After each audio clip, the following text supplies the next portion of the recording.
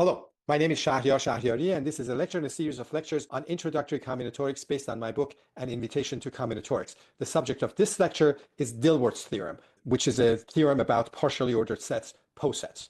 The purpose of this lecture is to prove Dilworth's theorem. So if you already know that proof, then you don't need to watch this video. What is Dilworth's theorem? It says that in any finite poset P, the minimum number of chains needed to partition P into chains is the same as, is equals the width of P, which is the size of the largest antichain in P. If you know what all those words mean, you can just fast forward to actual proof. Otherwise, I'm going to review what posets are, what Hasse diagrams are, what chains and antichains are, and what height and width is before I get into Dilworth's theorem. What's a partially ordered set? I have two other videos, one in which I define partially ordered sets and another one where I give plenty of examples from combinatorics of partially ordered sets, but I'm going to make all the necessary definitions here very quickly as well. If you have a set and if you have a relation on the elements, that means that if two elements of the set walk in, you can tell me if X is related to Y or if Y is related to X or neither. And that relation is a partial order if for all elements of that set, we have the reflexive property, everything is related to itself. If X is related to Y and Y is related to Z, then X is related to Z, the transitive property. And if X is related to Y and Y is related to X, then X equals Y, the anti-symmetric property. If squiggle is a partial order, then we usually don't use squiggle, but we use less than or equal to. Less than or equal to does not mean we're talking about numbers, and this is the less than or equal to that you're used to. We have enlarged the definition of less than or equal to, and now it can mean just about anything as long as you have a partial order. A set P with a partial order is called a partially ordered set, or poset in short. The prototypical example is the subset of a set with n elements ordered by inclusion. That's a poset denoted by 2 to bracket n and is called the Boolean lattice. If you have a poset and if you have two elements, it may be that X is less than or equal to Y, maybe Y is less than or equal to X, maybe neither. If X is less than or equal to Y or Y is less than or equal to X, then we say that these two elements are comparable. Otherwise, they are incomparable. You can't compare them. In the Boolean lattice, for example, 1, 2, and 1, 3 are incomparable. Neither one of them is a subset of the other, whereas 2 is a subset of 1, 2, 4. Therefore, 2 and 1, 2, 4 are comparable. If X is less than or equal to Y, but X is not Y, then we write X is less than Y. If X is less than Y and there's no Z between X and Y, then we say that Y covers X. Covers means there's nothing in between. Or we say that X is covered by Y. For example, in the Boolean lattice of order 5 ordered by inclusion, 1, 3, 5 covers 1, 5 because 1, 5 is a subset of 1, 3, 5, and there's no set that contains 1, 5 and is contained in 1, 3, 5. 1, 3, 5 does not cover 3 because even though 1, 3, 5 contains 3, there are stuff in between. 1, 3 and 3, 5 are two subsets of size 2 that contain 3 and are contained in 1, 3, 5. So that's not a cover relation. The Hasse diagram of a poset allows us to visually think about a poset. The Hasse diagram is a graph. The vertices are the elements of the poset. If you take two elements of the poset, you put an edge between X and Y if and only if Y covers X. And if X is less than Y, we usually draw X lower than Y. The bigger ones are further up. So for example, this could be the Hasse diagram of a poset. If P is a poset and you have K elements in that poset, a subset of size K, and if A1 is less than A2, less than A3, so that means that A1 is less than or equal to A2, but they're not equal, so there's K different elements, then we call that a chain of size K and length K minus 1. The length denotes the number of steps, and that's different than the size, which is the number of elements in a chain. An antichain, on the other hand, of size K is if you have K elements, no two of them are comparable. In a chain, every two elements are comparable. In an antichain, no pair are comparable. The maximum size of a chain, the biggest chain you can find in P, that's the height of the poset. So you can think of that as starting from the bottom going up in the Hasse diagram. The maximum size of an antichain is the width of P. For example, here's the Hasse diagram of a poset, and here's a chain of size 3, length 2. The red dots are 3 of the elements. The dashed red lines are not a part of the Hasse diagram. I'm just drawing them to show you that those red dots are less than or equal to each other. So this is a chain of size 3, length 2. Here's a chain of size 5, length 4. And this is a maximal chain. A maximal chain means that you can't add anything to this chain and keep it a chain. But this is not a maximum size chain. It's not the largest chain. It's just a maximal chain. In combinatorics, there's a difference between maximum size and maximal. Maximal means you can't add any more elements to that maximal thing. Maximum size means it's the biggest guy. So here's a chain of size 6, length 5. This is the biggest and still a maximal chain, but this is also a maximum size chain, meaning that no other chains have more elements than 6. Because of that, the height of this poset is 6. Here's an anti-chain of size 3. No two of them are comparable. This is a maximal anti-chain because you can't add any other elements to this anti-chain. Every other element of this poset is comparable to at least one of the elements in this anti-chain, but this is not a maximum sized anti-chain. That distinction goes to the 6 red elements, which gives you an anti-chain of size 6, which still is a maximal chain, but it's also a maximum sized anti-chain, which makes the width of this poset 6. Here's another example. This is the Boolean lattice of order 5, subsets of a set with 5 elements, ordered by inclusions. Just to reduce the clutter, I'm going to take away the curly brackets and the commas, and actually you probably can't see all of the poset because I'm in your way. Here is a chain of size 3. 3 is a subset of 1, 3, 5, and that's a subset of 1, 2, 3, 5. Again, this line from 3 to 1, 3, 5 is not a part of the Hasse diagram. The line from 1, 3, 5 to 1, 2, 3, 5 is, because the Hasse diagram only has edges for cover relations. But you can see what other relations are from those cover relations.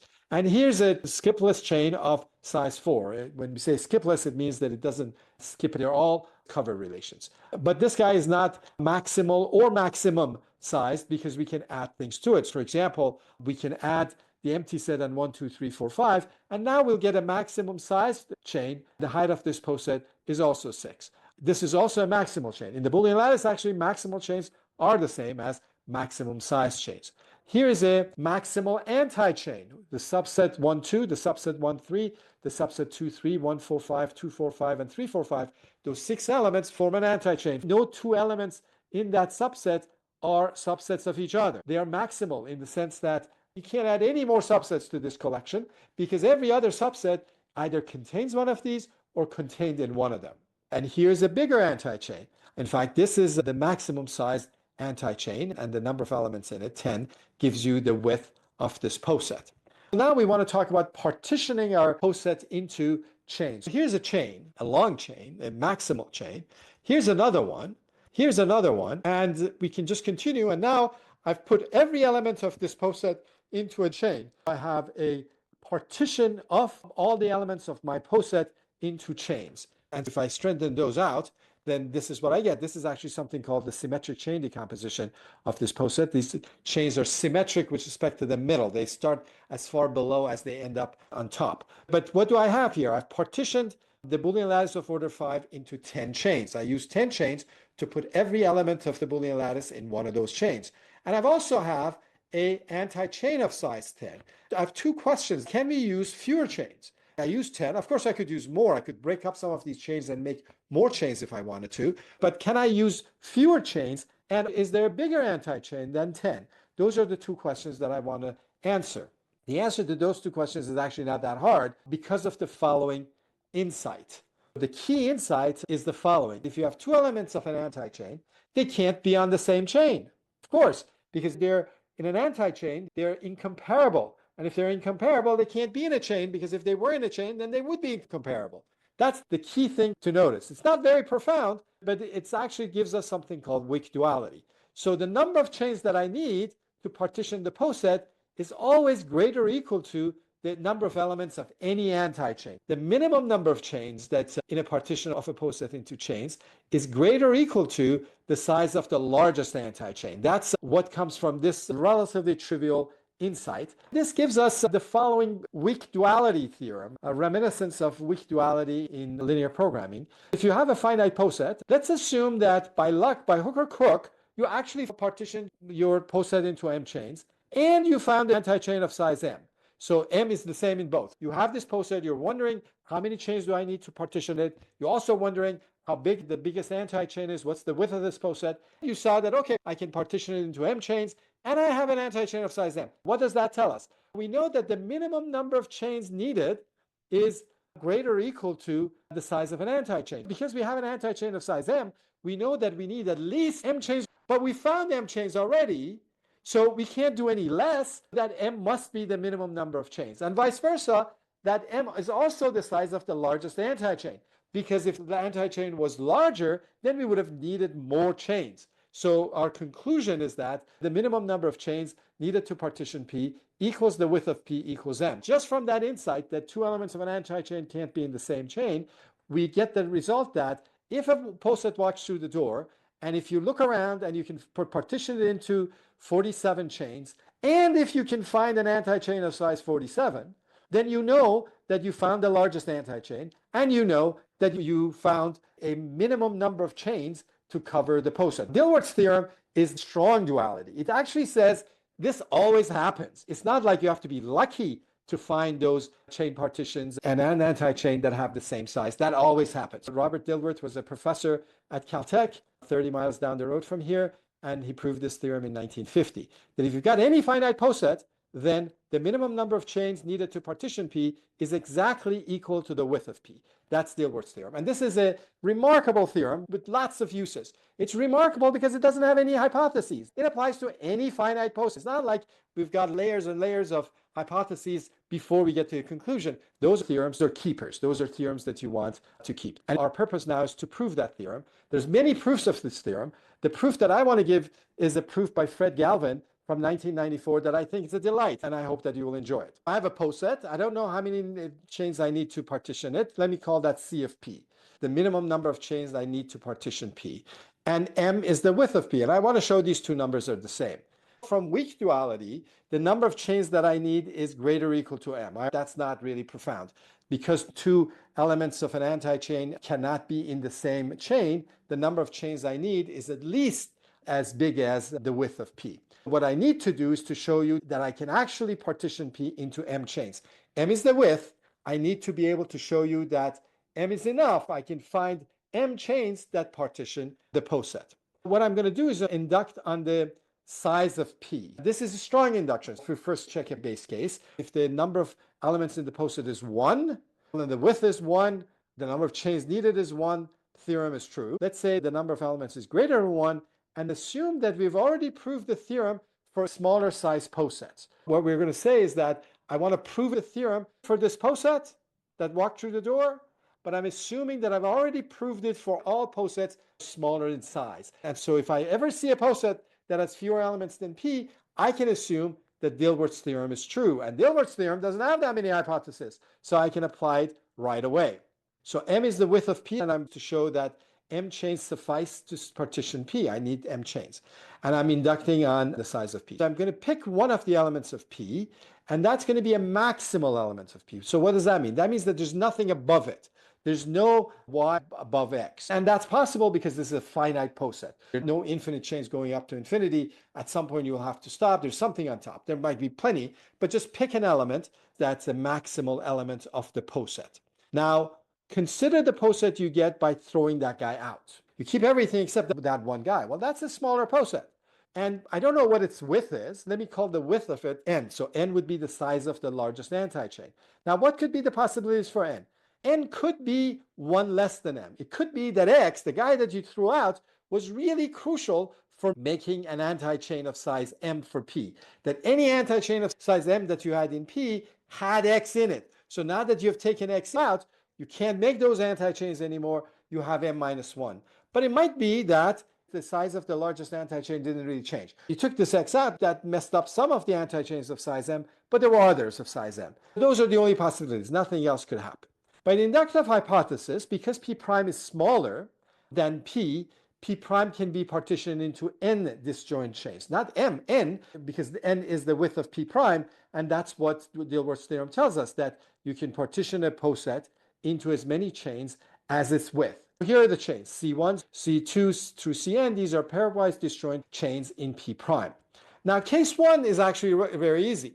Case 1 is when you took x out, the width went down, and the new poset had 1 less width than the old poset. If that's the case, then just throw in x just by itself as a chain, a tiny chain of size 1, you have partitioned P, because P was P prime, but it had this extra x. And now what you have is n plus 1 chains. And n plus 1 is m. You've done what you wanted to do. You partitioned P into m chains and you're done. So the real case is when n is m. When you took x out, the width did not change.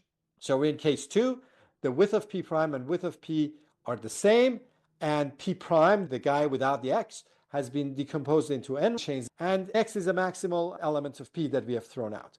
What we want to do is to show that P can partition into also n chains. N is the same as M. We want to somehow see that n chains is enough. Here's a wrong way of proving it. This is an incorrect proof, and try to see if you can guess why it's wrong. You might say X is a maximal element. It's right at the top. So why don't we just add it to one of the chains? If it's on the top, just add it to one of those chains, C1 through Cn, and then one of those chains will become a little bit longer, and then you have partitioned your poset into n chains.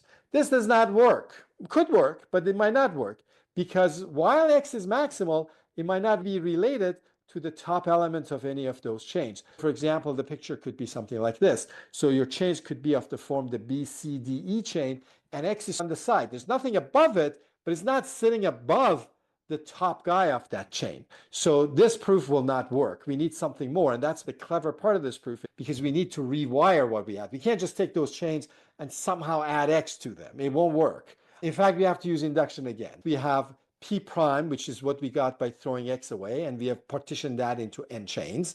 Because n was the width of P prime, we know that it has antichains that have n elements. And remember, no two elements of an antichain can be on the same chain. So that means that if you have an antichain of size n, it has to have one element from each of those chains. These chains partition P prime, so every element of P prime is somewhere on these chains. And if you have an antichain of size n, it will have to have one element from each of these.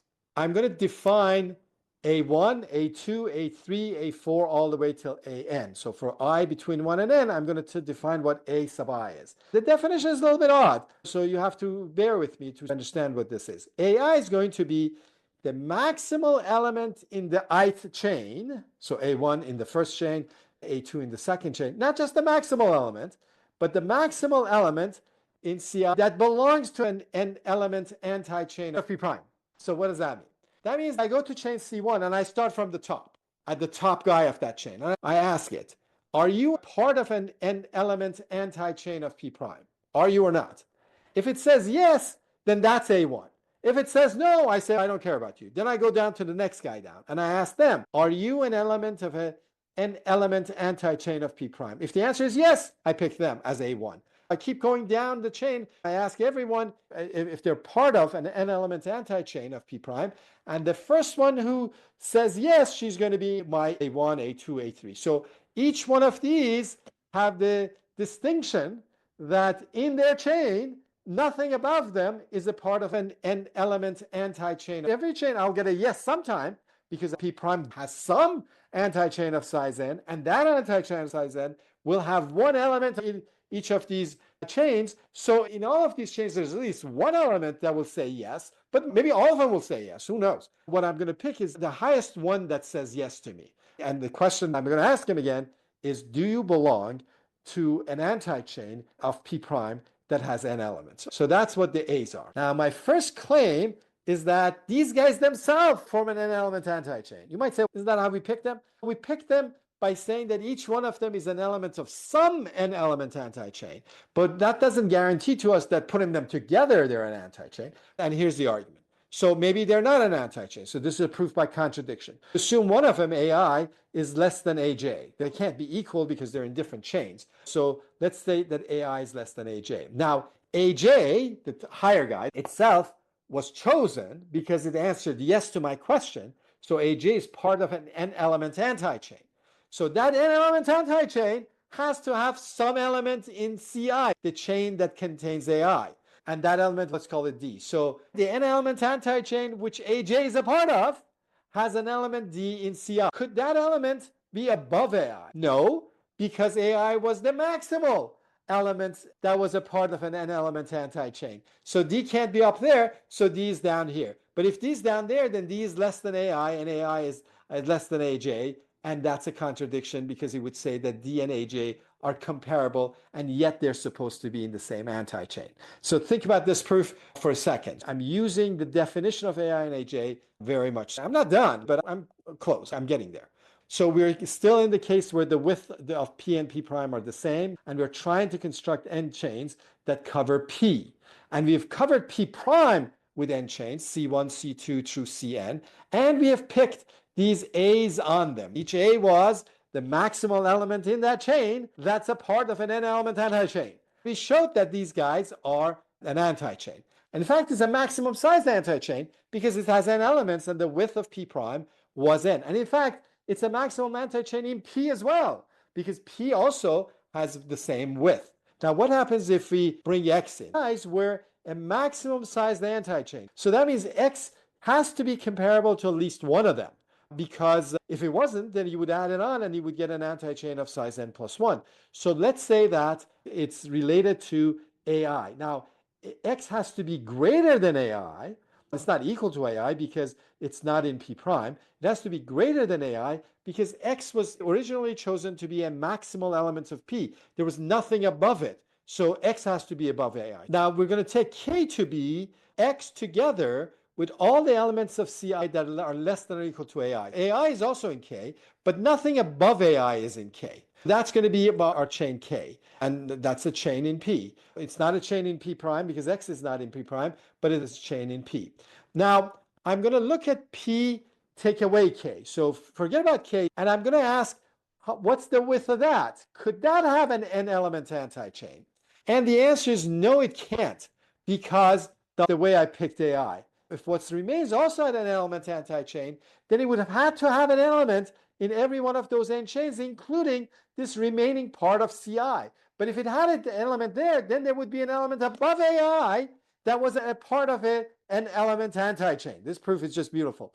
But it can't be because AI was the largest one, and we've already taken that out. So there's no elements above here that's a part of an element antichain. Because of that, P minus K cannot have an n-element antichain. Its width is n minus 1. But P minus K, when you take away K, is smaller than P. And by induction, that can also be partitioned into n minus 1 chains. So see, we used induction actually twice.